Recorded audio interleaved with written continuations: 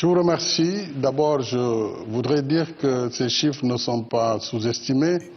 Au moment où nous parlons, effectivement, nous sommes à 342 personnes infectées. Et au moment même où je vous parle, on vient d'enregistrer le 3e décès. En fait, donc nous avons comme nombre de décès 3 depuis tout à l'heure. Et bien sûr, plus de 198 qui sont sortis de l'hôpital, donc guéris, avec aujourd'hui 141 précisément si on enlève les décès de tout à l'heure, qui sont dans les établissements hospitaliers. Oui, c'est un chiffre assez positif si l'on considère le rythme de propagation de la maladie et surtout le taux de décès dans la plupart des pays. Je pense que cela est dû au fait qu'il y a une combinaison de facteurs.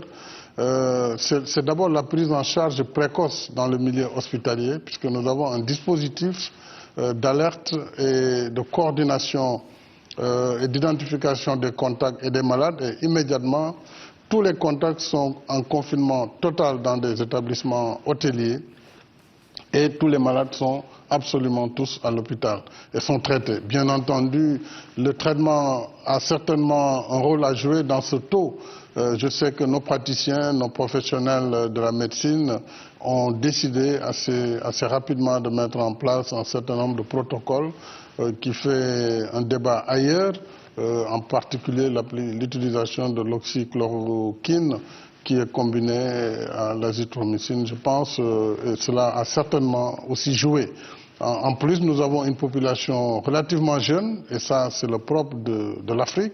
Peut-être que aussi la jeunesse de la population, la précocité des mesures d'endiguement, ainsi que la prise en charge précoce dans les établissements hospitaliers, peut-être tout cela combiné peut expliquer en fait ces résultats. Oui, d'abord, il faut dire que l'utilisation de la chloroquine se fait en milieu médical. Il ne s'agit pas d'automédication et les professionnels ont décidé donc d'appliquer cette molécule dès l'apparition des premiers symptômes, avant bien sûr qu'on soit dans des cas critiques. Pour le moment, on a eu très peu de cas critiques. Et aujourd'hui, on parle d'urgence sanitaire mondiale, il y a la pandémie qui fait des ravages. Je pense que pour les professionnels qui ont des malades entre les mains et qui doivent les soigner, alors que la chloroquine a fait des résultats importants, je pense que le débat peut certainement se poursuivre. Mais le plus important, c'est de guérir les malades. Et si l'on considère les bienfaits, en tout cas de cette molécule par rapport au risque, en tout cas en Afrique, la balance pèserait plutôt du côté des bienfaits. En Afrique, on connaît bien la chloroquine à travers sa version nivaquine que nous avons tous consommée en quantité pendant notre jeunesse dans les écoles. C'était des moyens de prophylaxie contre le paludisme. Oui, on peut toujours parler des effets.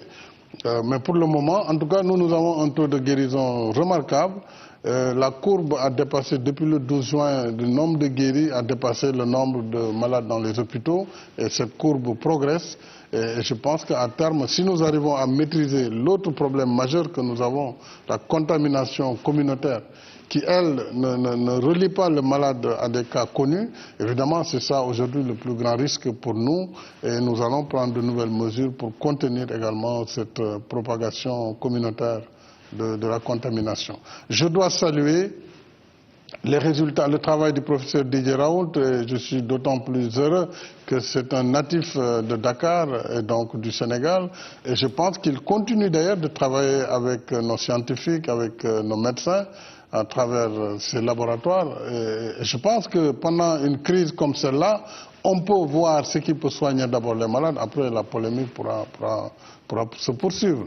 Puisque naturellement, quand on est en urgence, on peut quand même se passer un peu de certains protocoles en période normale.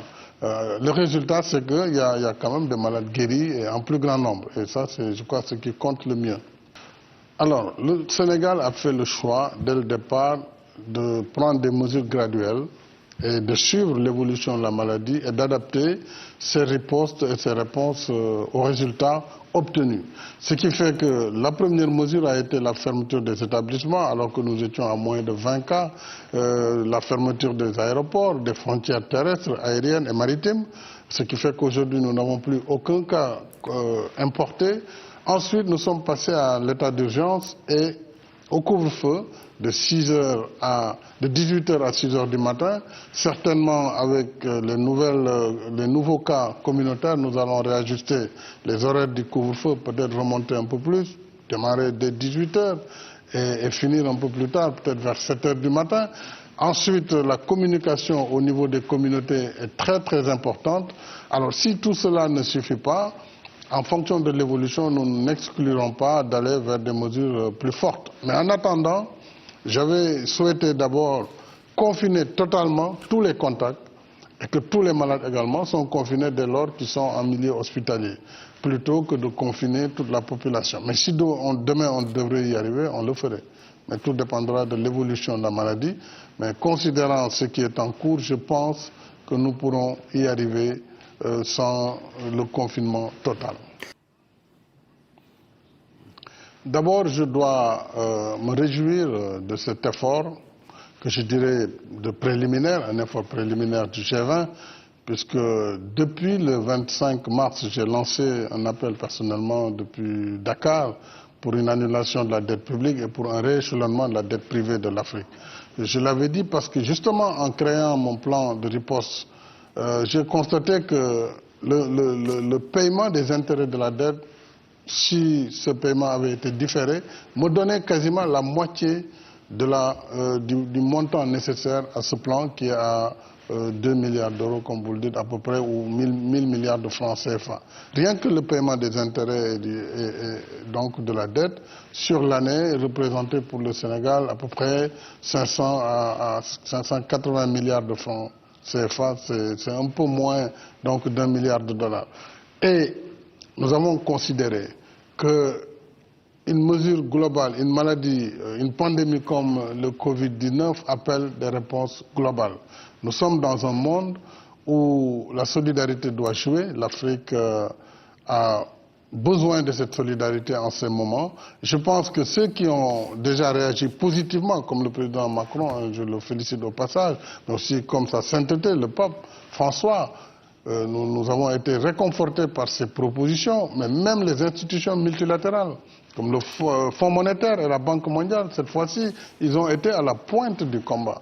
Et le rééchelonnement, c'est une chose, oui, on s'en réjouit, mais il faut aller au-delà. Il faut être courageux et j'appelle mes collègues chefs d'État du G20 à aller vers de véritables réformes parce que je suis convaincu qu'après le Covid, il faudra un nouvel ordre mondial. Un nouvel ordre qui devra renforcer la résilience de tous les pays et de tous les États.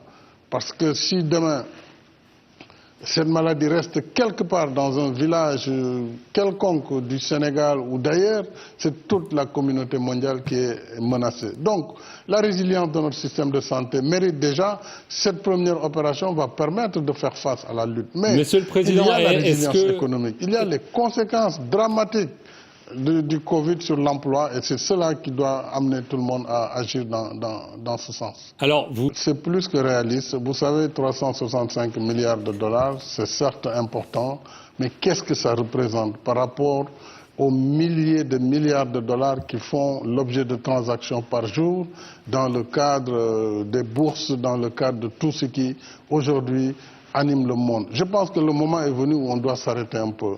Quelle est la finalité de notre monde? Est-ce que nous sommes là pour courir derrière des gains, des super gains astronomiques, ou nous devons être capables, lorsque la maladie frappe, lorsque on a un besoin de solidarité pour l'humanité, quand même 365 milliards, ce n'est pas, à mon sens, quelque chose qui est insurmontable pour des pays donateurs comme ceux du G20. Monsieur le Président, je ne leur demande pas de faire ce qu'ils ne peuvent pas. Ils peuvent, à mon avis, avec des mécanismes appropriés, en concertation avec l'Afrique, travailler sur des modalités qui n'handicaperont pas les pays donateurs ou les pays prêteurs, mais qui permettraient également à l'Afrique de faire face honorablement et dignement et d'être un membre à part entière de la communauté mondiale. C'est ma conviction et je continuerai à réclamer cela. Vous savez, ce qui est regrettable, c'est que lorsque nous attaquons des sujets d'importance, qu'on veuille nous ramener vraiment vers, disons, au ras de pâquerelle. Il est dommage qu'au moment où nous parlons justement de l'annulation de la dette africaine, au moment où nos pays ont fait l'effort de mettre en place des plans de riposte et de manière appropriée, au moment où il le fallait, au moment où nous sommes en train de préserver les emplois face à la crise et de soutenir les entreprises, qu'on nous ramène vers un débat de transport, de vivres, et puis que vraiment cela puisse être relayé à ce niveau, j'en suis très désolé. Mais vous savez, ce qui nous importe aujourd'hui, c'est que d'abord tous les pays donateurs, tous les partenaires techniques et financiers sont dans nos pays, participent et contrôlent parfaitement l'exécution des budgets nationaux. D'ailleurs, c'est la raison pour laquelle de plus en plus, en tout cas au Sénégal, nous avons des appuis budgétaires qui sont donc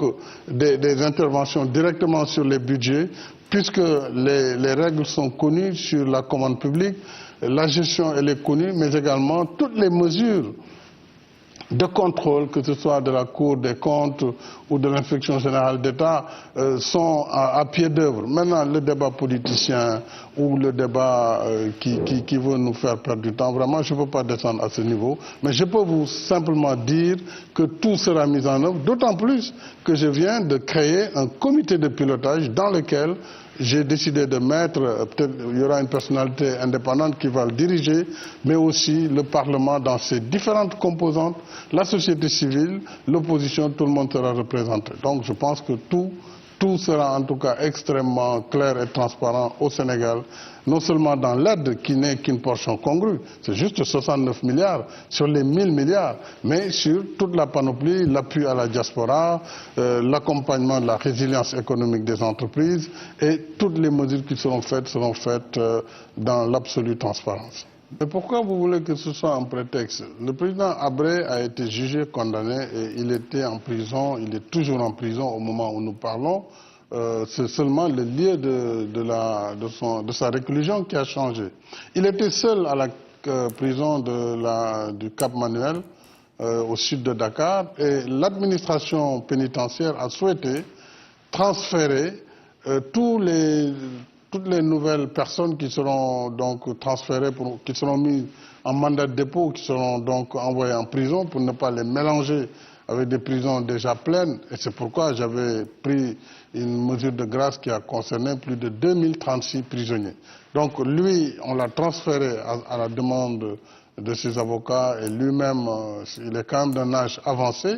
On a préféré ne pas prendre le risque aussi de le voir contracter, en tout cas en milieu carcéral à la prison, le coronavirus. Et c'est pourquoi les juges de l'application des peines a pris un arrêt qui permet pendant la durée de 60 jours, donc la durée, on espère que c'est une durée suffisante pour couvrir la période de la pandémie, qu'il puisse purger sa peine chez lui, évidemment avec la présence de l'administration pénitentiaire, donc de ses gardes pénitentiaires. Ce n'est pas du tout un prétexte pour le faire libérer, mais c'est une mesure d'ordre humanitaire et une précaution pour éviter, évidemment, des risques inconsidérés le concernant. Yeah. Naturellement. Le juge a fait un arrêt pour 60 jours ou pour la durée de la pandémie. Quand elle finira naturellement, il devra rejoindre sa cellule.